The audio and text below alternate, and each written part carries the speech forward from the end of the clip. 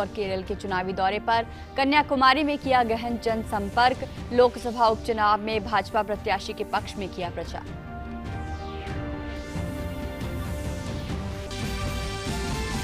प्रधानमंत्री नरेंद्र मोदी ने video conferencing के माध्यम से जन औषधि दिवस समारोह को किया संबोधित।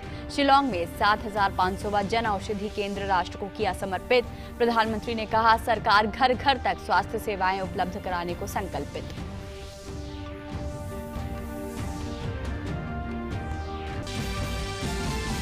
देश भर में तेजी से जारी है टीकाकरण अभियान। अब तक 2.09 करोड़ से ज्यादा दी गई कोविड-19 टीके की खुराक।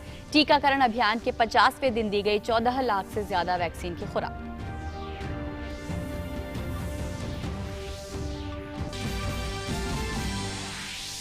और बैडमिंटन स्टार पीवी सिंधु ने स्विस ओपन बैडमिंटन प्रतियोगिता के फाइनल में बनाई जगह। सेमीफाइनल में डेनमार्क की चौथी वरीयता प्राप्त मिया ब्लिचफेल्ड को दी मात।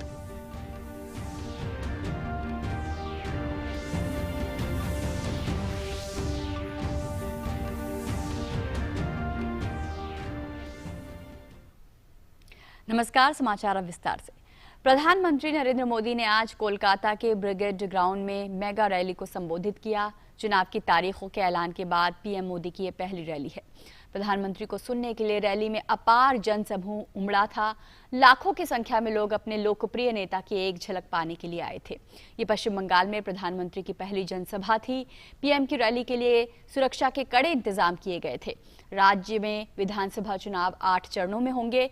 पहले चरण में 30 सीटों के लिए 27 मार्च को मतदान होगा।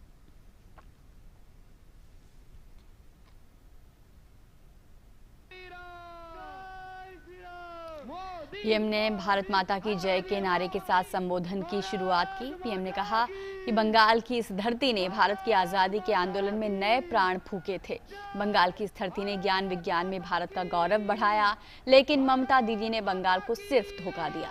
प्रधानमंत्री ने कहा कि बंगाल ने परिवर्तन के लिए ही ममता दीदी पर भरोसा जताया था, लेकिन उन्होंने और उनके कैडर ने भरोसा तोड़ दिया।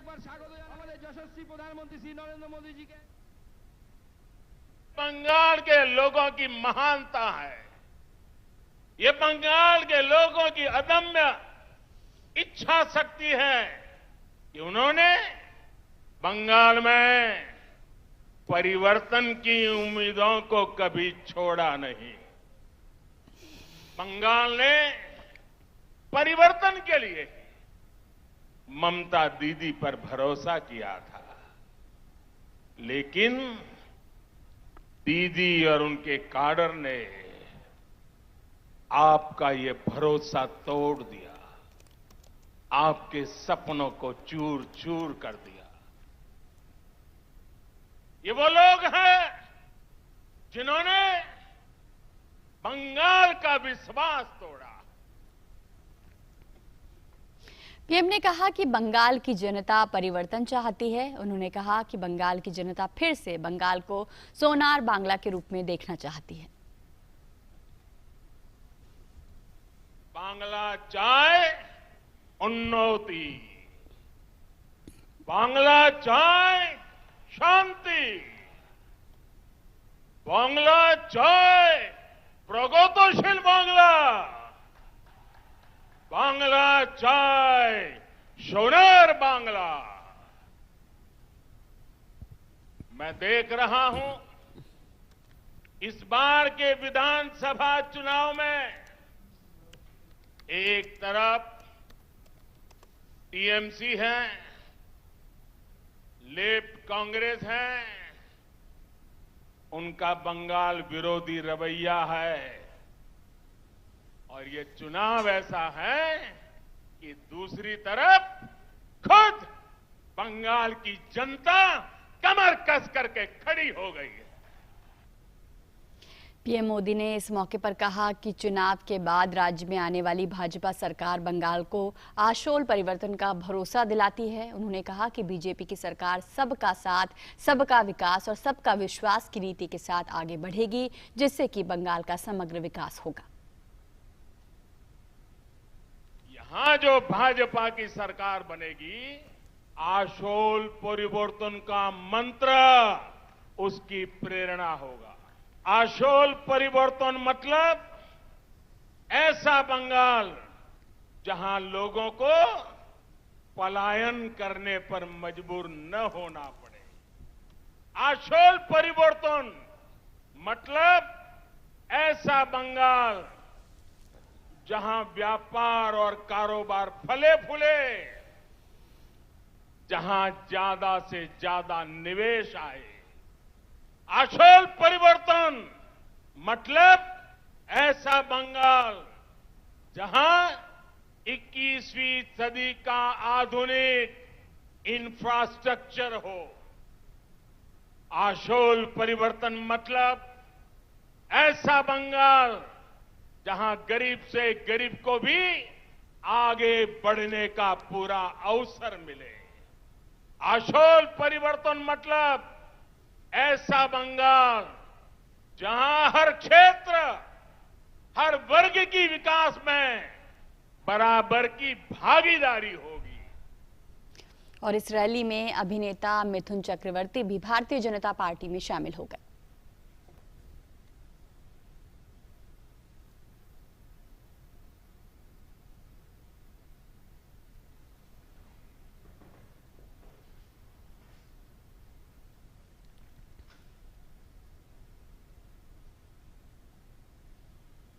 और पश्चिम बंगाल की मुख्यमंत्री और टीएमसी प्रमुख ममता बनर्जी भी चुनाव प्रचार में जुट गई हैं। ममता ने सिलीगुड़ी में पदयात्रा की। इस पदयात्रा में बड़ी संख्या में लोग शामिल थे।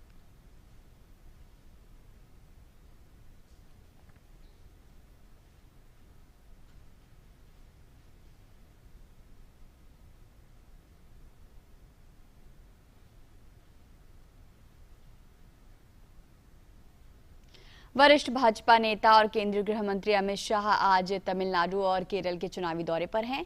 अमित शाह ने आज सबसे पहले कन्याकुमारी में पार्टी का चुनावी शंखनाद किया।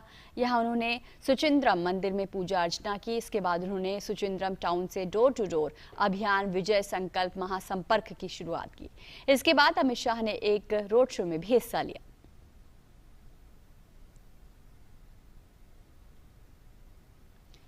अमित शाह ने लोगों से कन्याकुमारी लोकसभा निर्वाचन क्षेत्र में उपचुनाव के लिए पार्टी उम्मीदवार पॉन राधाकृष्णन के लिए वोट करने की अपील की। अमित शाह ने उम्मीद जताई कि भाजपा अन्ना द्रमुक गठबंधन तमिलनाडु में अगली सरकार बनाएगा।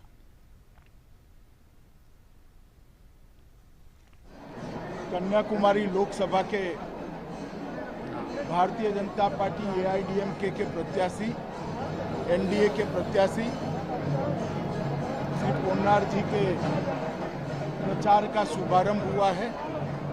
आज हमने 11 घरों में जाकर देश के प्रधानमंत्री नरेंद्र मोदी जी का संदेश देने का काम किया है।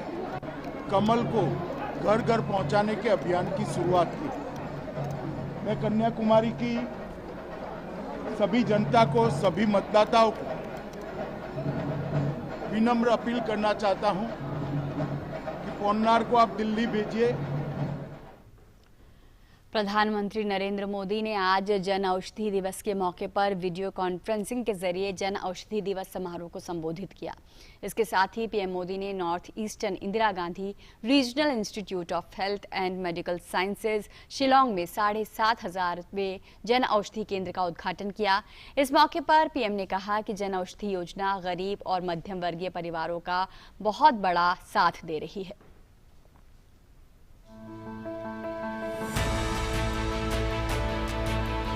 जन औषधि योजना गरीब और विशेष करके मध्यम वर्गीय परिवारों की बहुत बड़ी साथी बन रही है।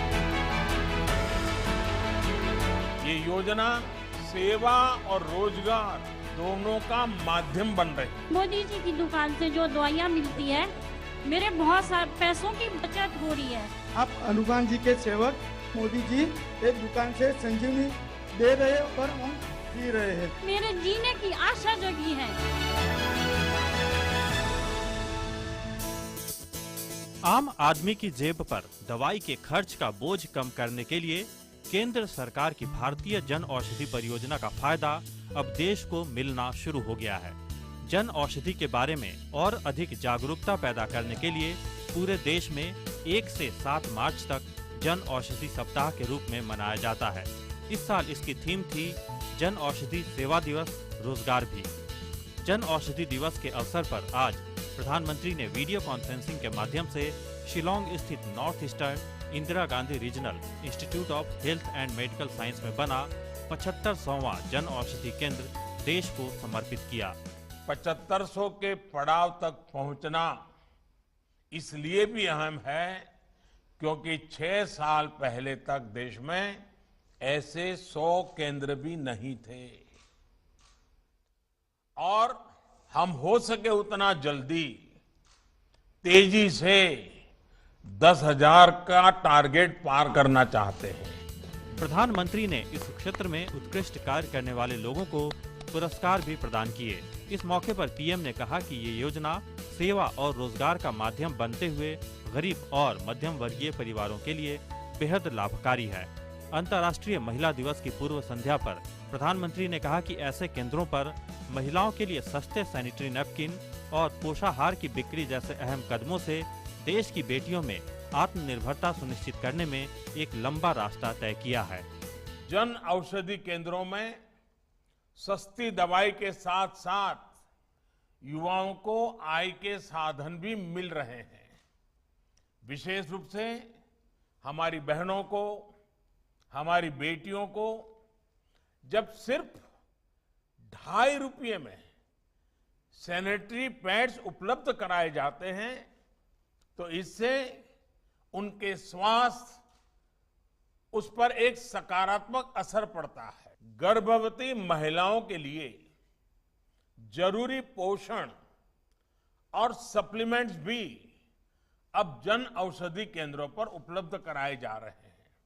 इतना ही नहीं, 1000 से ज्यादा जन औषधि केंद्र तो ऐसे हैं जिन्हें महिलाएं ही चला रही है।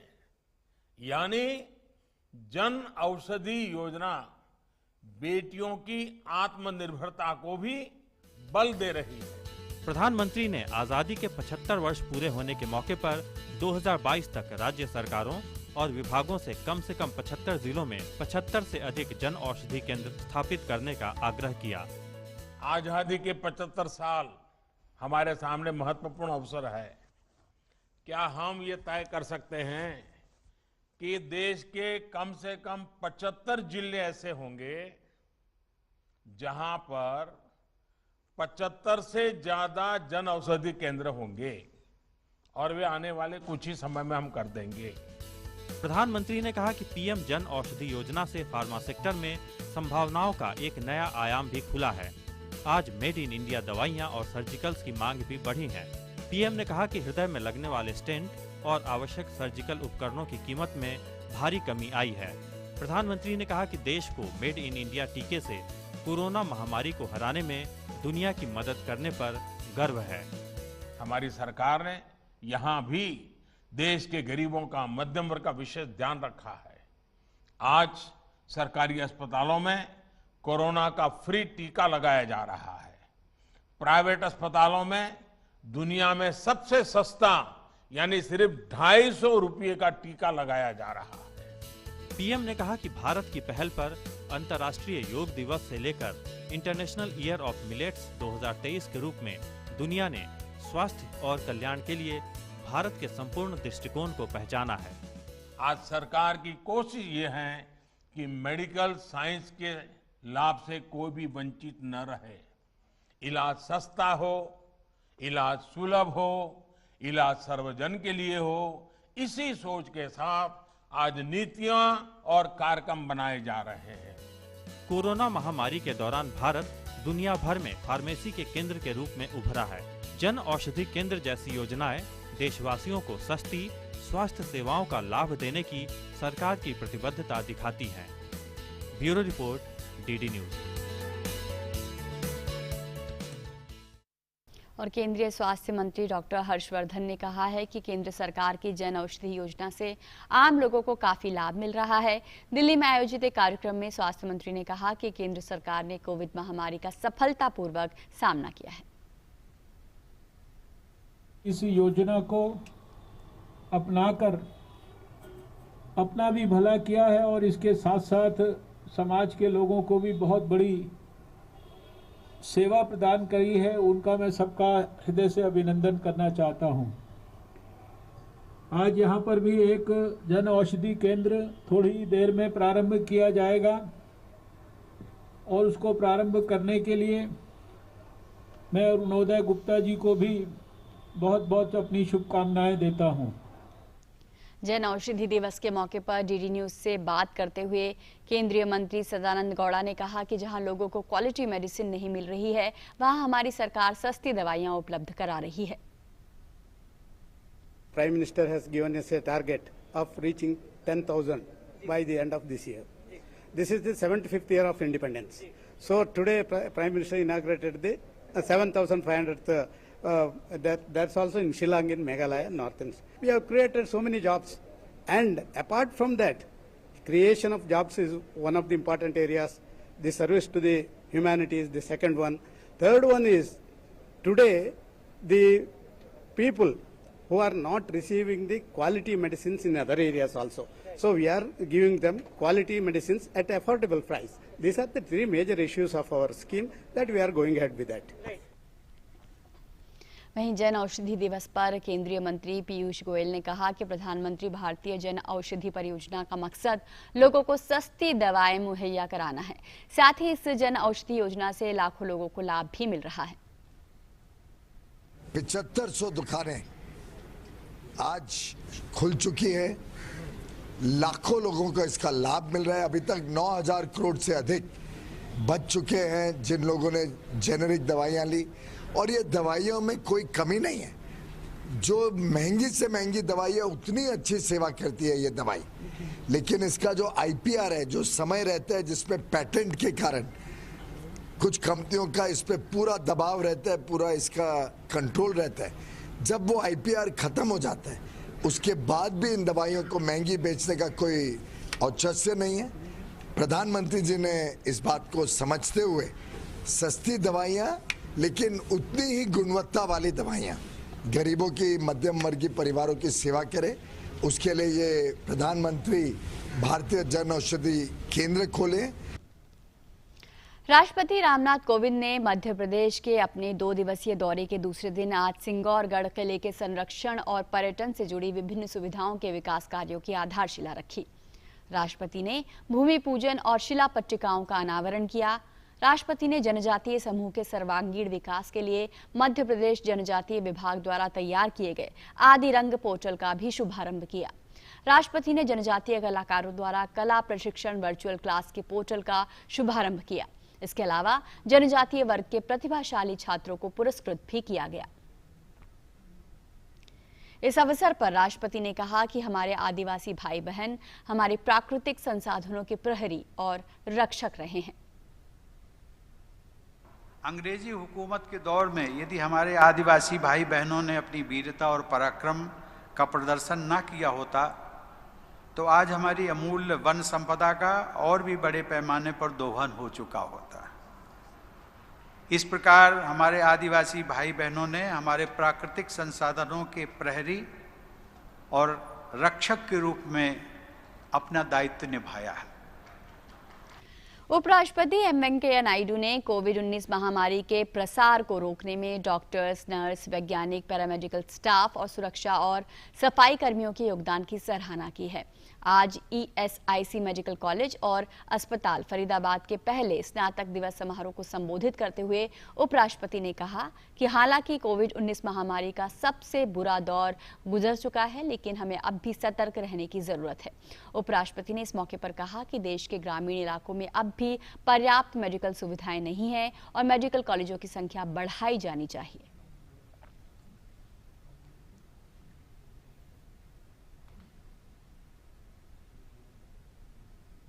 Resilience, research and reinvention helped India become a torchbearer in contributing to global solutions during this unprecedented time.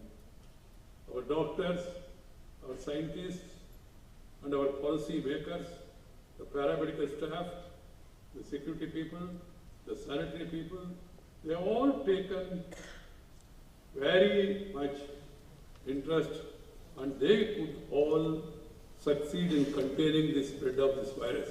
I salute the entire medical fraternity.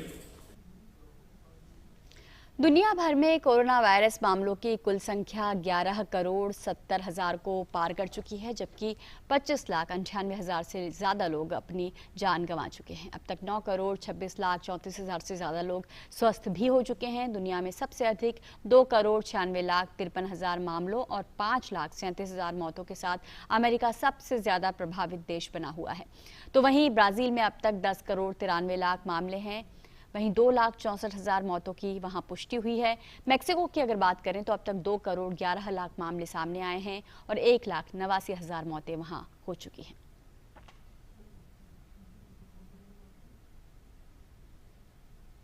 Senate ने राष्ट्रपति जो बाइडेन के $1.9 ट्रिलियन के कोविड-19 राहत पैकेज को रात भर चले सत्र के बाद पारित कर दिया है।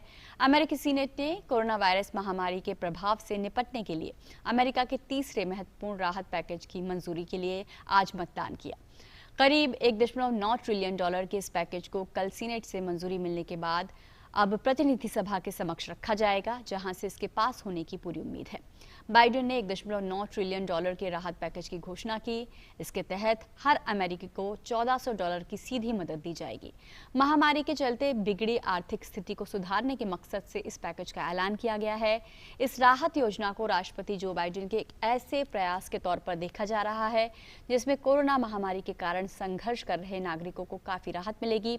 इस बीच अमेरिकी राष्ट्रपति जो बाइडेन ने कहा है कि कोरोना वायरस सहायता बिल के सीनेट में पारित होने का मतलब है कि अधिकांश अमेरिकियों को $1,400 का भुगतान इस महीने से शुरू हो जाएगा।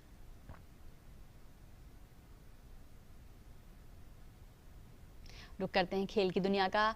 भारतीय बैडमिंटन स्टार और 2016 रियो ओलंपिक की silver medalist PV Sindhu Swiss Open badminton प्रतियोगिता के फाइनल में पहुंच गई हैं। सिंधु ने सेमीफाइनल में डेनमार्क की चौथी वरीयता प्राप्त मिया ब्लिचफेल्ड को 22-20, 21-10 से शिकस्त दी। इसके साथ ही सिंधु ने यूनेक्स थाईलैंड ओपन में दुनिया की 12वें नंबर की खिलाड़ी से पहले दौर में मिली हार का हिसाब भी चुकता कर लिया। वहीं पूर्व विश्व नंबर 1 खिलाड़ी किदाम्बी श्रीकांत को पुरुष एकल के सेमीफाइनल में हार झेलनी पड़ी। श्रीकांत को शीर्ष वरीयता प्राप्त डेनमार्क के विक्टर एक्सेल्सन ने सीधे गेम्स में 21-13, 21-19 से मात दी।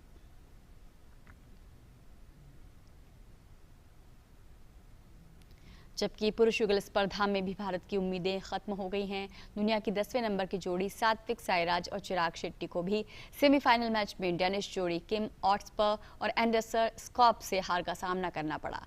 डेनिश जोड़ी ने भारतीय जोड़ी को 21-10, 21-17 से मात दी।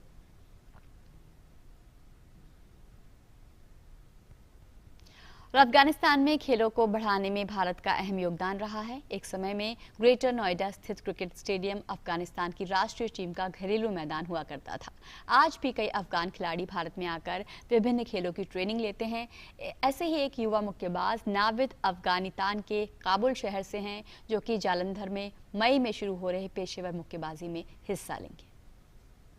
मेरे साथ बहुत ही यंग टैलेंटेड बॉक्सर हैं जो कि अफगानिस्तान से यहाँ आए हैं और इंडिया में प्रो बॉक्सिंग खेलने के लिए आए हैं। उनका नाम है नाविद। नाविद से मिलते हैं। नाविद, आप अफगानिस्तान के रहने वाले हैं और ये बताइए, अपने बारे में कुछ बताइए। अफगानिस्तान के कौन से भाग से आप आते हैं और आप इंडिया कैसे आए? मैं अफगानिस्तान काबुल का रहने वाला हूँ और मैं 2013 में इंडिया आया हूँ और मैं 7 साल से इंडिया में रहता हूँ। मैंने यहीं पे बॉक्सिंग स्टार्ट किया, यहीं पे मैं स्टडीज़ करता हूँ और I am in 12th class right now. मेरा एज 17 है, आई एम 17 ईयर्स ओल्ड और ये मेरा फर्स्ट प्रो डेब्यू है। ओके, आपने अपनी बॉक्सिंग कब से शुरू की? क्या आप अफगानिस्तान में जब रहते थे वहाँ से बॉक्सिंग शुरू की या आप इंडिया आने के बाद आपने बॉक्सिंग खेला? बॉक्सिंग तो मैंने अफगानिस्तान से ही शुरू किया था, बहुत छोटे उम्र में, 8 साल की उम्र में। तो फिर उसके बाद मेरा कुछ कर नहीं पाया, बीच में मैंने छोड़ दिया और फिर इंडिया आने के बाद मैं अभी 2017 में मैंने फिर से स्टार्ट किया बॉक्सिंग और अभी तक चल रहा है। इंडिया में किस तरह का सपोर्ट मिला आपको बॉक्सिंग में? प्रामपा जी को थैंक्स करना चाहता हूँ क्योंकि उन्होंने ये अपॉर्चुनिटी दिया हमको प्रो फाइट का और मुझे अपने कोच को थैंक बोलना चाहता हूँ क्योंकि उनके बिना ये पॉसिबल नहीं था। ये सब मेरा कोच के हार्ड वर्क है और मेरा हार्ड वर्क है जो ये पॉसिबल हो रहा है और ये फाइट हो रहा है। अच्छा, अफगानिस्तान में कोई भी प्रोफेशनल बॉक्सर नहीं है वहाँ पर, और WBC चैंपियन कोई बना नहीं अभी तक, तो क्या आप चाहते हैं, आपका सपना है कि अफगानिस्तान का आप पहला व्यक्ति बने WBC चैंपियन बन सके? अभी तक तो अफगानिस्तान में प्रोफेशनल बॉक्सर्स बहुत है, मगर अभी तक WBC टाइटल किसी के पास नहीं है। अब ये मेरा ड्रीम है कि हाँ मैं कर सकता हूँ, और मैं अब अगले 4-5 साल में मैं इसके लिए हार्ड वर्क करूँगा, और मैं ये चीज़ करना चाहता हूँ। आपने किसी बॉक्सर को खेलते देखा होगा बचपन में, तो वो कौन सा बॉक्सर है जिसको आपने बचपन में देखा है और उसकी तरह बनना चाहते हैं आगे जाकर? माइक टायसन, वो बहुत ही अच्छा बॉक्सर है, और मुझे बचपन से ही वो बहुत अच्छा लगता था माइक टायसन, और उसके तरह कोशिश करते हैं उसकी तरह बनने। अफगानिस्तान में किस तरह का है बॉक्सिंग का माहौल? आप वहाँ रहे हैं, वहाँ बचपन में आपने खेला है बॉक्सिंग, तो अफगानिस्तान में किस तरह का बॉक्सिंग का स्ट्रक्चर है? अफगानिस्तान का ज़्यादा नहीं किया है मैंने उधर, मगर अफगानिस्तान का बॉक्सिंग बहुत अच्छा है। अफगानिस्तान का बॉक्सर्स भी बहुत अच्छे बॉक्सर्स है, मगर ये है कि उनको ज़्यादा अपॉर्चुनिटी नहीं मिलता है खेलने के लिए। उनको अपॉर्चुनिटी मिल जाए तो बहुत आगे लेवल तक जाएंगे। तो इस समाचार बुलेटिन में फिलहाल इतना ही। अन्य खबरों के लिए देखते रहिए DD न्यूज़। नमस्कार।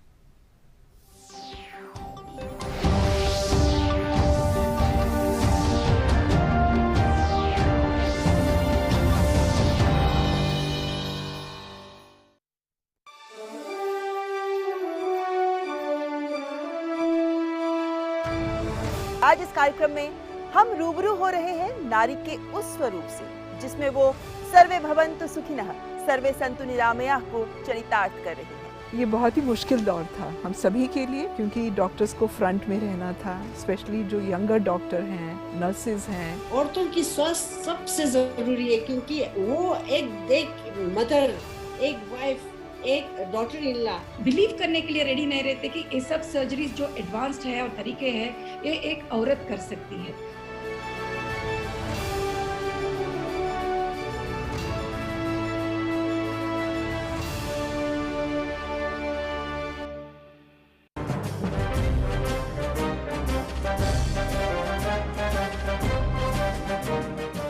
आप संगठित शक्ति से शांति और अहिंसा पूर्वक आत्म बलिदान करने के लिए जल्द से जल्द तैयार हो जाइए। न मालूम कब बिगुल बज उठे।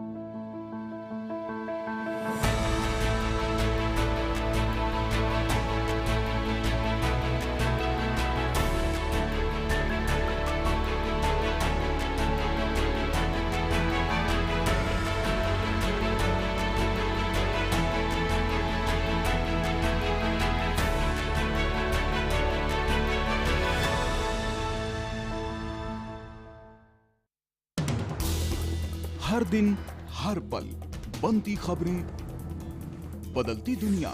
हम लेकर आते हैं आपके लिए बड़ी खबरें, संपूर्ण कवरेज, ताकि आप रहें खबरों के बीच हमारे साथ। मिड डे प्राइम हिंदी सोमवार से शुक्रवार दोपहर 1 बजे सिर्फ डीडी न्यूज पर।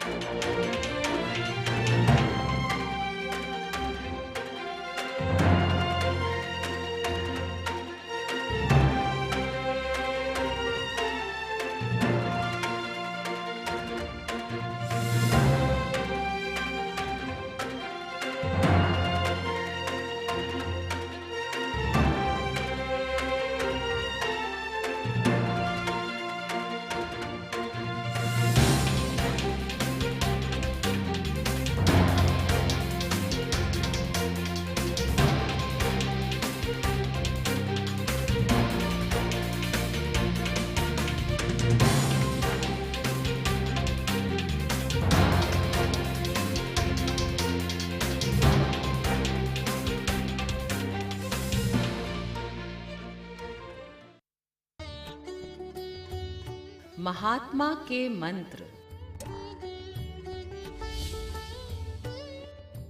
खुद वो बदलाव बनिए जो आप दुनिया में देखना चाहते हैं।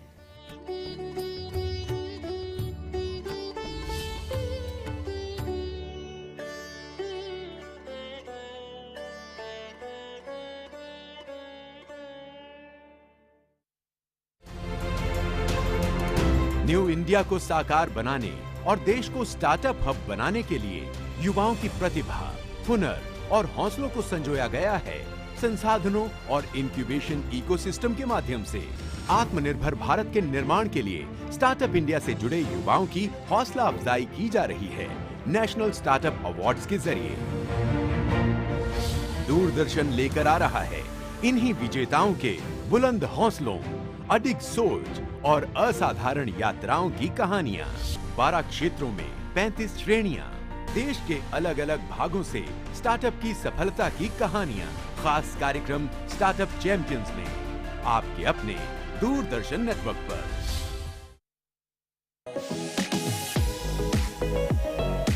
क्या है डोमेस्टिक टूरिज्म के बड़े ग्रैंड चैलेंजेस और क्या। और आइए सीधे रुख करते हैं नई दिल्ली के विज्ञान भवन का, जहां पर केंद्रीय मंत्री स्मृति ईरानी और केंद्रीय कृषि मंत्री नरेंद्र सिंह तोमर एक प्रोग्राम में शिरकत कर रहे हैं। आइए सीधे रुख करते हैं।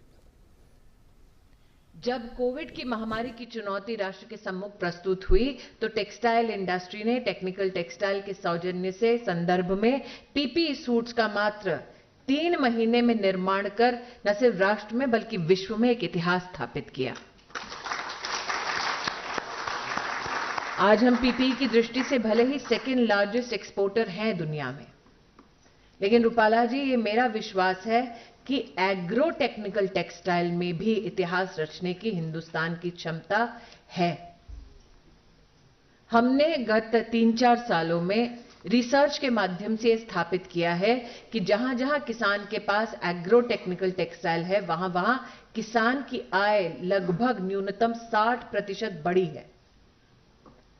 आपने जो प्रधानमंत्री जी के आशीर्वाद से किसान की आय को दुगना करने की बात कही, उसमें बहुत बड़ी भूमिका एग्रो टेक्निकल टेक्सटाइल निभा सकती है। मेघालय में रिसर्च बतलाता है कि कैप्सिकम और पाइनएप्पल की खेती में एग्रीकल्चरल टेक्निकल टेक्सटाइल्स के इस्तेमाल से 100% आमदनी बढ़ने के आसार हैं। यह प्रमाणित हो चुका है। इसलिए आज मेरा विश्वास है कि केवीके के इस समन्वय के माध्यम से हम अपने कृषि समुदाय को एग्रोटेक और टेक्निकल टेक्सटाइल की जानकारी दें, ताकि वर्तमान परिस्थिति में चाहे वो ग्राउंड कवर हो, चाहे वो इंसेक्ट कवर हो, चाहे वो विविध प्रकार के हमारे पास उपक्रम हैं जिससे पानी का बचाव हो, ये सारी जानकारी अगर हम कृषि विज्ञान केंद्र के माध्यम से देंगे तो मुझे लगता है न सिर्फ एग्रीकल्चरल बेस्ड टेक्निकल टेक्सटाइल की खपत देश में बढ़ेगी, बल्कि वो देश जो अनुसंधान को समर्पित है उस देश में विविध प्रकार के नए प्रोडक्ट्स का भी सृजन होगा, जो हमारा एक्सपीरियंस कृषि विज्ञान केंद्र के सौजन्य से प्रस्तुत हो सकता है। इसलिए आज ये 2 छोटे कदम हैं, लेकिन इनमें क्षमता इतिहास बदलने की है। संकल्प वस्त्र मंत्रालय का ये कि प्रधानमंत्री जी के आत्मनिर्भर भारत के सपने को साकार करने के लिए हम प्रतिबद्ध हैं, जिसमें डेयर की बहुत प्रमुख भूमिका रहने वाली है कि आगामी, और मैं रूपाला जी बड़ी ही जिम्मेदारी के साथ कह रही हूं, आगे 2 साल में हिंदुस्तान सिल्क में पूर्णतः आत्मनिर्भर हो जाएगा और हम किसी भी देश से इंपोर्ट नहीं करेंगे। ये क्षमता हिंदुस्तान में है। इस क्षमता को फलीभूत करने के लिए आपके मंत्रालय और कृषि विज्ञान केंद्र की प्रमुख भूमिका रहेगी। आज समन्वय के इस कार्यक्रम को रूपाला जी आपने आशीर्वाद दिया। देश भर के विविध स्थानों से हमारी बहनें जुड़ी, जिन्होंने थाई रीलिंग के संदर्भ में अपने उद्गार व्यक्त किए। एक बार फिर आपको आश्वस्त करते हुए कि वस्त्र मंत्रालय कृषि और महिला उत्थान को समर्पित है। आपको एडवांस में अंतर्राष्ट्रीय महिला दिवस की बहुत बहुत शुभकामनाएं। आपका अभिनंदन। बहुत बहुत धन्यवाद माननीय मंत्री महोदया। उम्मीद करते हैं कि प्रधानमंत्री के मार्गदर्शन में और आपके भी मार्गदर्शन में जो लक्ष्य निर्धारित किए गए हैं उन्हें हम जरूर हासिल कर पाने में सफल हो पाएंगे। और अब कार्यक्रम के अंत में मैं माननीय अतिथिगण का धन्यवाद करने के लिए जॉइंट सेक्रेटरी श्री संजय शरण को आमंत्रित करती हूँ।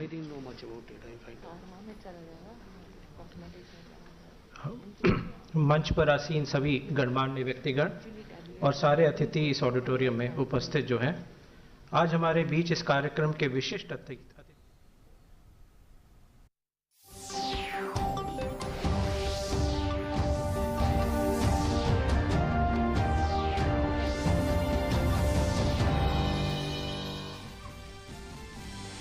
प्रधानमंत्री नरेंद्र मोदी ने कोलकाता में फूंका चुनावी बिगुल। ब्रिगेड मैदान में विशाल जनसभा में कहा, ममता दीदी ने बंगाल के साथ किया विश्वासघात। रैली के दौरान सुपरस्टार मिथुन चक्रवर्ती भाजपा में हुए शामिल।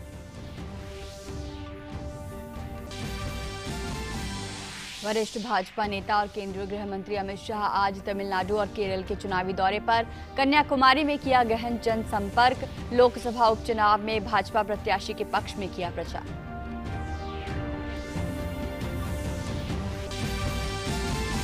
प्रधानमंत्री नरेंद्र मोदी ने वीडियो कॉन्फ्रेंसिंग के माध्यम से जन औषधि दिवस समारोह को किया संबोधित। शिलांग में 7,500वां जन औषधि केंद्र राष्ट्र को किया समर्पित। प्रधानमंत्री ने कहा, सरकार घर घर तक स्वास्थ्य सेवाएं उपलब्ध कराने को संकल्पित।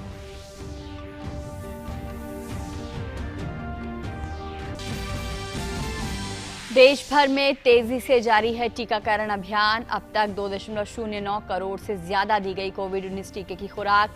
टीकाकरण अभियान के 50वें दिन दी गई 14 लाख से ज्यादा वैक्सीन की खुराक।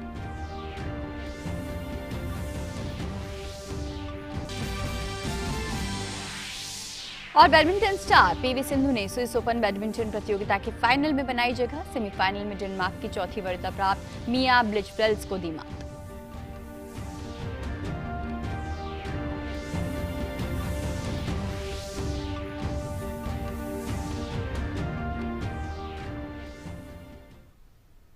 नमस्कार, समाचार अब विस्तार से। प्रधानमंत्री नरेंद्र मोदी ने आज कोलकाता के ब्रिगेड ग्राउंड में मेगा रैली को संबोधित किया। चुनाव की तारीखों के ऐलान के बाद पीएम मोदी की यह पहली रैली है। प्रधानमंत्री को सुनने के लिए रैली में अपार जनसमूह उमड़ा था। लाखों की संख्या में लोग अपने लोकप्रिय नेता की एक झलक पाने के लिए आए थे। ये पश्चिम बंगाल में प्रधानमंत्री की पहली जनसभा थी। पीएम की रैली के लिए सुरक्षा के कड़े इंतजाम किए गए थे।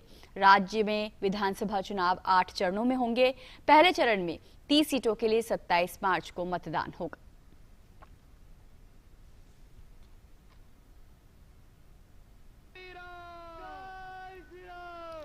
पीएम ने भारत माता की जय के नारे के साथ संबोधन की शुरुआत की। पीएम ने कहा कि बंगाल की इस धरती ने भारत की आज़ादी के आंदोलन में नए प्राण फूके थे।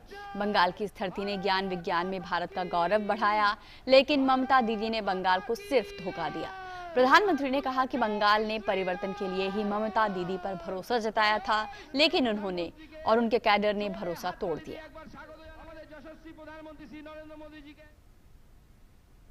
बंगाल के लोगों की महानता है, ये बंगाल के लोगों की अदम्य इच्छा शक्ति है कि उन्होंने बंगाल में परिवर्तन की उम्मीदों को कभी छोड़ा नहीं। बंगाल ने परिवर्तन के लिए ममता दीदी पर भरोसा किया था, लेकिन दीदी और उनके काडर ने आपका ये भरोसा तोड़ दिया, आपके सपनों को चूर चूर कर दिया। ये वो लोग हैं जिन्होंने बंगाल का विश्वास तोड़ा। पीएम ने कहा कि बंगाल की जनता परिवर्तन चाहती है। उन्होंने कहा कि बंगाल की जनता फिर से बंगाल को सोनार बांग्ला के रूप में देखना चाहती है। बांग्ला चाय उन्नति, बांग्ला चाय शांति, बांग्ला चाय प्रगतिशील बांग्ला, बांग्ला चाय सोनार बांग्ला। मैं देख रहा हूं इस बार के विधानसभा चुनाव में एक तरफ टीएमसी है, लेफ्ट कांग्रेस है, उनका बंगाल विरोधी रवैया है, और ये चुनाव ऐसा है कि दूसरी तरफ खुद बंगाल की जनता कमर कस करके खड़ी हो गई है। पीएम मोदी ने इस मौके पर कहा कि चुनाव के बाद राज्य में आने वाली भाजपा सरकार बंगाल को आशोल परिवर्तन का भरोसा दिलाती है। उन्होंने कहा कि बीजेपी की सरकार सबका साथ, सबका विकास और सबका विश्वास की नीति के साथ आगे बढ़ेगी, जिससे कि बंगाल का समग्र विकास होगा। यहां जो भाजपा की सरकार बनेगी, आशोल परिवर्तन का मंत्र उसकी प्रेरणा होगा। आशोल परिवर्तन मतलब ऐसा बंगाल जहां लोगों को पलायन करने पर मजबूर न होना पड़े। आशोल परिवर्तन मतलब ऐसा बंगाल जहां व्यापार और कारोबार फले फूले, जहां ज्यादा से ज्यादा निवेश आए। आशोल परिवर्तन मतलब ऐसा बंगाल जहां 21वीं सदी का आधुनिक इंफ्रास्ट्रक्चर हो। आशोल परिवर्तन मतलब ऐसा बंगाल जहां गरीब से गरीब को भी आगे बढ़ने का पूरा अवसर मिले।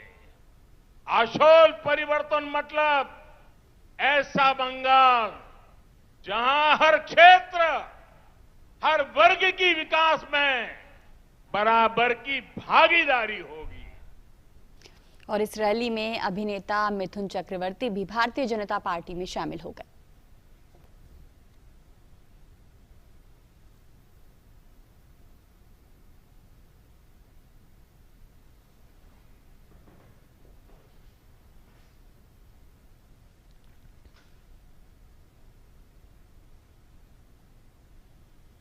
और पश्चिम बंगाल की मुख्यमंत्री और टीएमसी प्रमुख ममता बनर्जी भी चुनाव प्रचार में जुट गई हैं। ममता ने सिलीगुड़ी में पदयात्रा की। इस पदयात्रा में बड़ी संख्या में लोग शामिल थे।